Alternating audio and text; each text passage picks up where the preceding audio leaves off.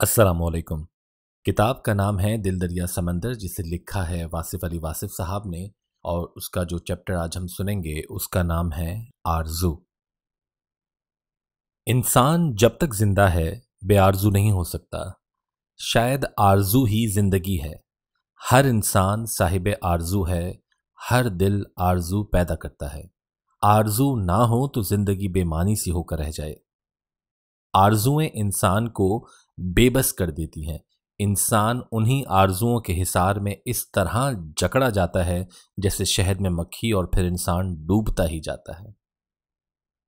एक आरजू का ताक़ुब हमें दूसरी आरजू से मुतारिफ कराता है, और इस तरह सिलसिला दर सिलसिला जंजीर बुनती चली जाती है, और उससे निजात की राह मुमकिन ही नहीं। हमारी ज़िंदगी की अक्सर वाबस्तगियाँ आरजुओं के दम से हैं। मोहब्बत आरजुए कुर्ब महबूब का नाम है। नफ़रत आरजुए फ़नाए अदू का नाम है। हुसूले ज़र आरजुए आसाइश है।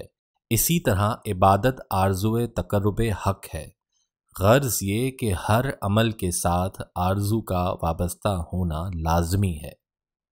बेआरजू अमल मजबूरी है, लाचारी है, बल्कि बीमारी है। आरजू मर जाए तो उसकी लाश से नई आरजू पैदा होती है। ये ककनस है जो मिलता है और अपनी राख से नए ककनस को जन्म देता है। आरजू तलाश पैदा करती है, और तलाश सफ़र पैदा करती है। सफ़र इंसान के लिए नए नए मसाइल पैदा करता है, और उन मसाइल के हल के लिए नई तलाश शुरू हो जाती है। और इस तरह चलते चलते रास्ता बदल जाता है, और इंसान हैरान और परेशान सोचता है कि उसने जो चाहा था वो यूं तो ना था। वो गौर करता है कि उसने जो ख्वाब देखा था उसकी ताबीर का सफ़र एक नया ख्वाब बनकर सामने आया है, जो अपने लिए किसी नई ताबीर का इंतज़ार करेगा। नया ख्वाब पुराने ख्वाब से मुख्तलिफ होता है, और नई ताबीर उतनी ही दूर होती है जितनी पहले ख्वाब की। आरज़ुओं के सिलसिले दर सिलसिले इतने पेचीदा हैं कि उनसे निकलना या उनको समझना दुश्वार है। हमारी अक्सर आरज़ुएं ज़रूरत की आरज़ुएं हैं, मसलन खुराक, मकान, लिबास। हर आदमी खुराक का मोहताज है। खुराक सिर्फ रोटी का नाम नहीं जिससे हम पेट भरते हैं। खुराक निगाह के लिए नज़ारे की तमन्ना भी है। आँख की खुराक हसीन मंज़र है। जहन की खुराक हुस्न ख्याल है। दिल की खुराक परतो जमाल है। रूह की खुराक ज़ौक़ खुद आगही के साथ साथ लताफ़त एहसास हकीकत है। हर इश्तिहा खुराक की तलाश पर मजबूर करती है। हम जिस कैफियत में होते हैं वैसी ही खुराक की ज़रूरत होती है, और इस ज़रूरत को पूरा करने के लिए इंसान सरगर्दा होता है। ये आरज़ू हमारी सरिश्त में है, फितरत में है। जिस बहशत में ज़रूरत शजर ममनुआ हो, उस बहशत से इंसान जल्द ही निकल जाना पसंद करता है। इंसान बहशत छोड़ देता है, लेकिन आरज़ू नहीं छोड़ता। आरज़ुओं पर पहरा जबर कदगन मुमकिन ही नहीं। कोई किसी की खुराक की ज़रूरत पूरी किए बगैर उससे खुराक की आरज़ू छीन नहीं सकता। खुराक की आरज़ू को पूरा करने के लिए इंसान को बड़ी बड़ी सिफ़ात अता की गई। इंसान सुबह घर से निकलता है, परिंदों की तरह अपने आशियाने से बाहर तलाश खुराक के लिए तरह तरह की हरकत करता है, और फिर शाम को घर लौटता है, हसरत लेकर या सरशारी और सरखुशी लेकर। इस तरह ज़िंदगी एक दायरे में मुक़य्यद होकर रह जाती है। इस ज़रूरत की ख्वाहिश की तकमील को इंसान कामयाबी कहता है। फिर एक दिन उसे एक नई सूरत हाल से तारुफ होता है, और महसूस करता है कि ये ज़रूरत ही उसकी वाहिद ज़रूरत नहीं, उसे कुछ और भी चाहिए। इस तरह पुरानी आरज़ू ही पुराना इंसान नई हरकत में नज़र आता है। मकान में रहने की आरज़ू, अपने ज़ाती मकान के हुसूल की आरज़ू इंसान को बेचैन कर देती है। वो मकान बनाता है, कैसे कैसे जतन करता है, कहाँ कहाँ से क्या क्या कुछ इकट्ठा करता है। इंसान सुकून की खातिर बेसुकून होता है, आराम की तमन्ना में बेआराम होता है, और कभी कभी क़यामगाह की खातिर सफ़र इख्तियार करता है। वतन में खूबसूरत आस्ताना बनाने के लिए बेवतन होना भी गवारा कर लेता है। ये आरज़ू बड़े रंग दिखाती है। उम्र परदेस में गुजर जाती है, اور امید یہ کہ دیس میں رہائش باعزت ہو۔ پردیسی دور سے گزرنے والے طیاروں کو سلام کہتا ہے کہ وطن کی ہواؤں کو سلام۔ آرزو انسان کو کیسے کیسے دن دکھاتی ہے، اس کا جاننا مشکل نہیں۔ ایک بہتر مستقبل کی آرزو حال کو بدحال کر دیتی ہے، اور پھر مستقبل اسی حال کا حصہ بن کے رہ جاتا ہے۔ انسان سماج میں عزت چاہتا ہے، وقار چاہتا ہے، سرفرازی چاہتا ہے، اسی لیے تو محنت کرتا ہے۔ اس کا مرتبہ اس کو عزت نہ دلائے تو یہ محنت بھی رائگاں ہو جاتی ہے۔ وہ لوگوں کو اپنے ماتحت کام کرتا دیکھ کر اپنے آپ کو اپنے قد سے بڑا سمجھنے لگ جاتا ہے، لیکن یہی لوگ جو اس کے ماتحت ہیں اس کی عزت اور شہرت کو گھن کی طرح کھا جاتے ہیں۔ اس کے پاس سماجی مقام ہوتا ہے لیکن عزت نہیں۔ شاید عزت سماج پر روب کا نام نہیں، سماج کی خدمت کا نام ہے، اور خدمت کے لیے اور طرح کی آرزو چاہیے۔ سیاست کے میدان میں ہم دیکھتے آ رہے ہیں کہ حکمرانی کی خواہش اور تخت و تاج کی آرزو کیا انجام لاتی ہے۔ یہ آرزو کہاں کہاں سے گزرتی ہے۔ عزت کی آرزو کوئی ملامت سے بھی گزرتی ہے۔ لوگوں کو مرعوب کرنے اور متاثر کرنے کی آرزو انسان کو ہلاک کر دیتی ہے، اور وہ نہ لوگوں کو مرعوب کر سکتا ہے نہ متاثر۔ یہ لوگ بس عجیب لوگ ہیں، جہاں یہ بے فیض فوقیت دیکھتے ہیں بس وہیں سیخ پا ہوتے ہیں۔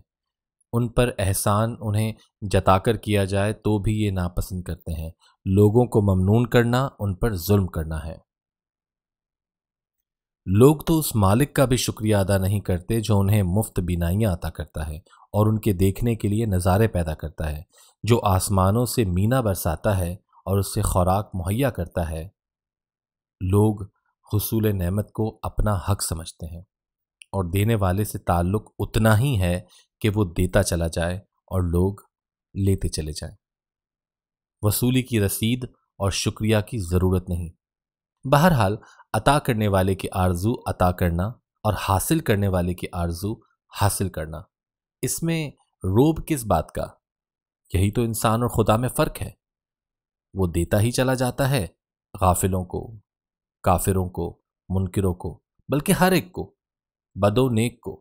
اس کی رحمت آسمان کی طرح سب پر چھائی ہوئی ہے، لیکن انسان کسی کو راستہ بتائے تو ساتھ ہی اپنا تعارفی کارڈ اس کو دیتا ہے کہ مجھے اس پتے پر خط لکھنا۔ خدا خدا ہے اور انسان انسان۔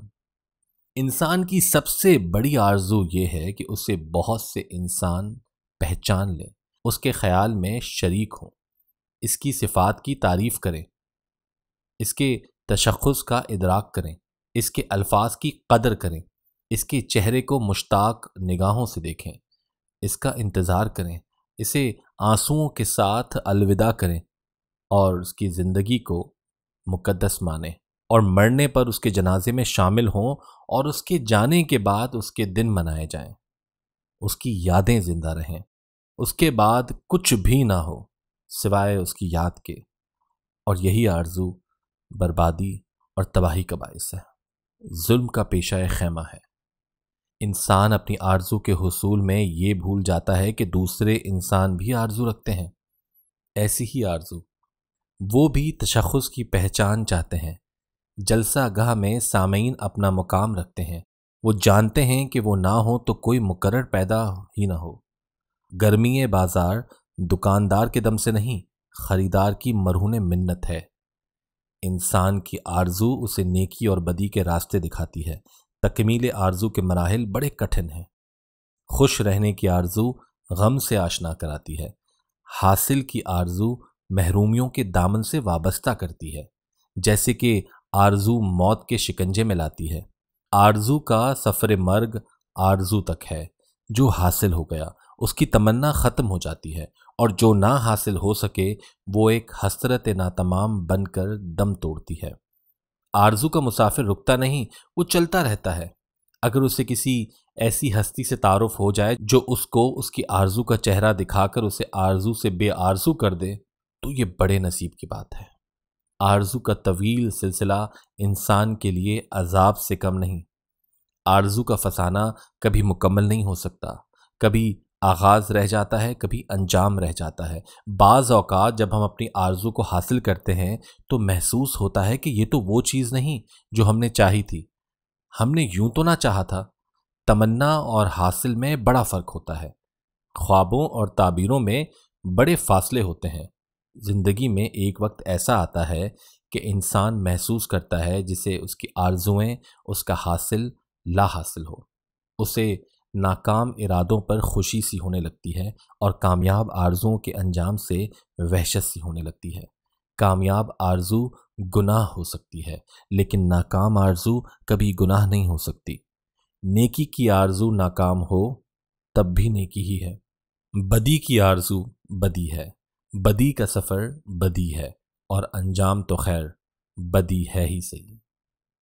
اللہ کا ارشاد ہے کہ عین ممکن ہے کہ انسان ایسی چیز کو پسند کرے جو اس کے لیے نقصان دہ ہو، اور عین ممکن ہے وہ ایسی چیز کو ناپسند کرے جو اس کے لیے مفید ہو۔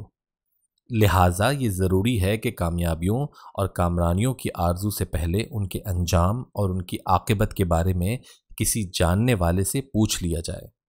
اکثر دیکھا گیا ہے کہ بظاہر کامیاب زندگی ایک ناکام بلکہ عبرت ناک انجام سے دوچار ہوتی ہے۔ وہ مسافر جسے گاڑی میں سیٹ نہ ملی اپنے آپ کو بدقسمت سمجھتا ہے، اور جب گاڑی حادثے کا شکار ہوتی ہے تو وہی انسان اپنی خوش نصیبی پر فخر کرتا ہے۔ آرزوؤں کو انجام کے حوالے سے دیکھنا اور پہچاننا ہی باعث رحمت اور باعث عافیت ہے۔ یہ جاننا چاہیے کہ نیک آرزو میں ناکامی بری آرزو میں کامیابی سے بدرجہ بہتر ہے۔